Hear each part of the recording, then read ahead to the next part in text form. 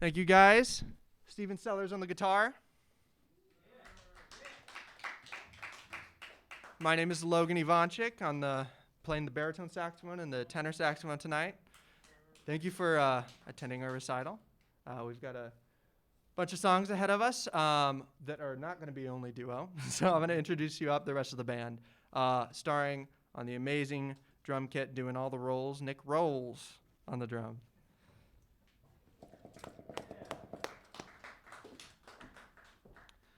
On the bass fiddle, Ian Votaw.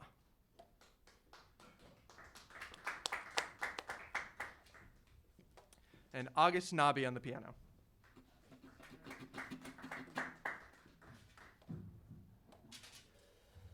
This next tune is a little tune by Clare Fischer, popularized mostly by Art Blakey on his album Free for All. This is going to be Pensativa.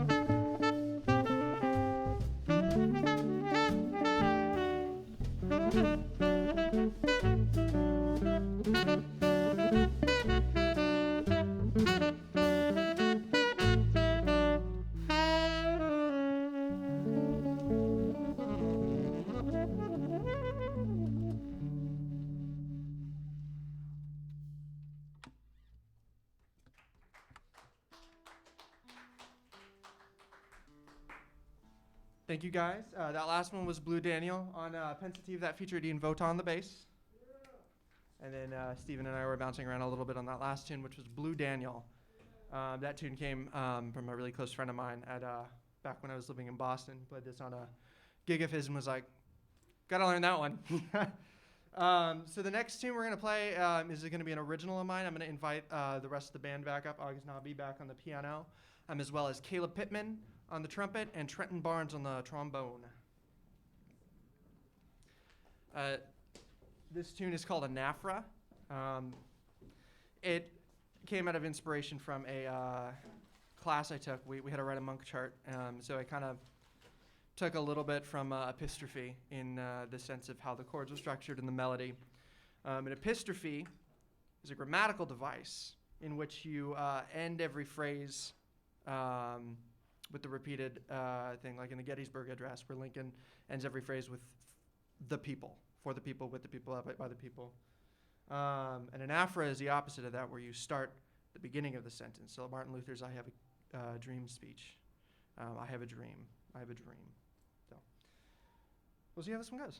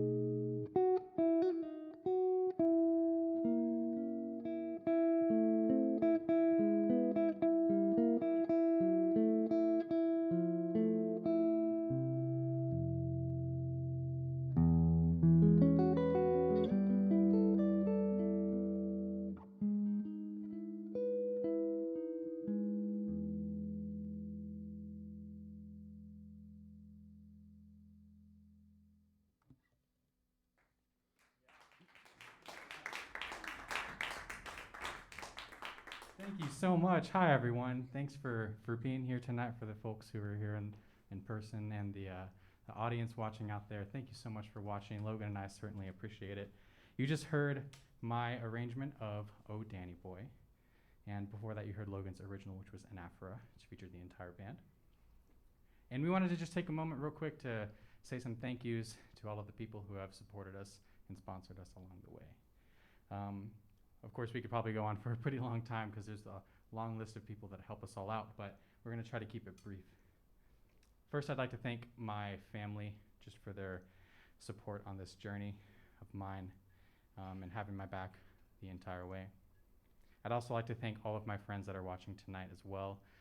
The ones that I made before I auditioned and joined the UNT program, and then the ones that I've made along the way. Thank you guys for having me play at your juries and your gigs and your study sessions and everything.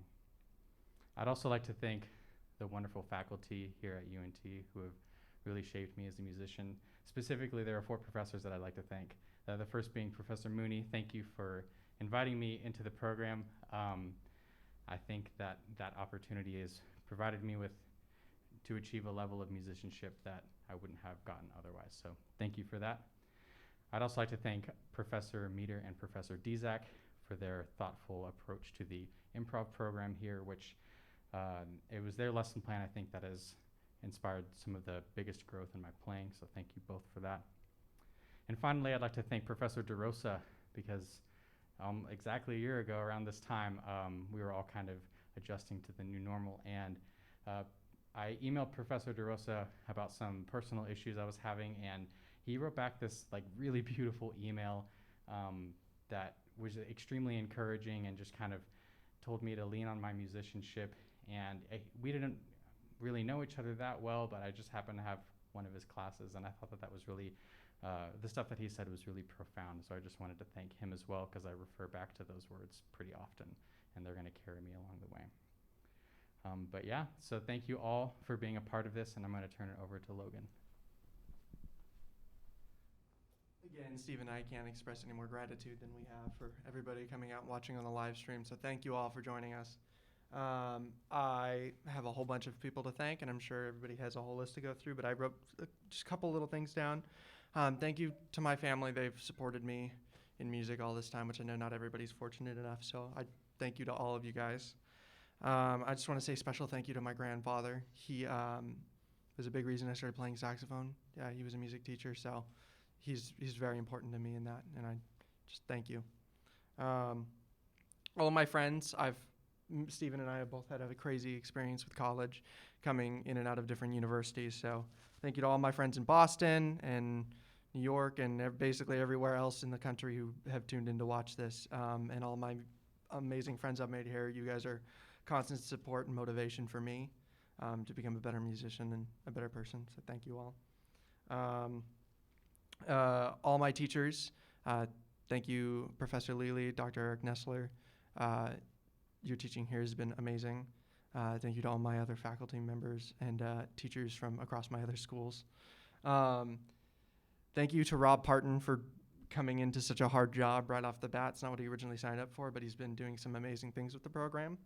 Thank you to Chris Walker for working hard and being my boss at one point.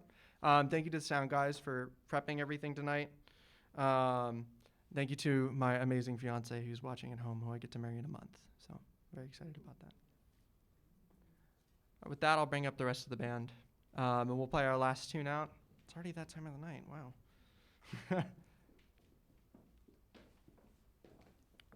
So another big inspiration of mine is anybody who knows me or has talked to me for 5 seconds about jazz.